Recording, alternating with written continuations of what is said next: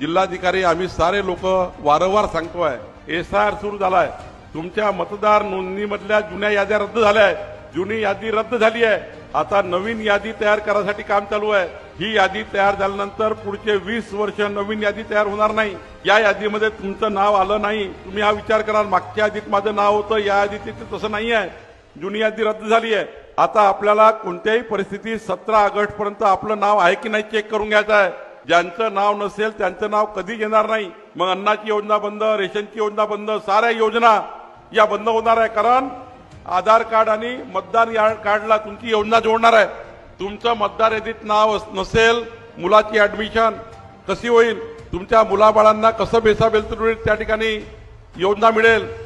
तुम्हाला अन्नाची योजना बंद, तुमची महिला बालकल्याण योजना बंद, तुम्हाला समाज कल्याणची योजना बंद. उद्याच्या बेलतरुड राहून काय फायदा होणार नाही. घर आहे पण फायदा नाही, कारण मतदारच नाही आहे, हक्कच नाही आहे. ना गावावर हक्क, ना मतदारावर हक्क. आणि म्हणून माझी विनंती आहे, बेलतरुडीत राहणारा नागपूर जिल्ह्यातल्या प्रत्येक माणसाला, प्रत्येक मतदाराला माझी विनंती आहे की 17 ऑगस्टच्या आत आपला फॉर्म भरून घ्या. आपलं नाव मतदाराचं आहे का चेक करा.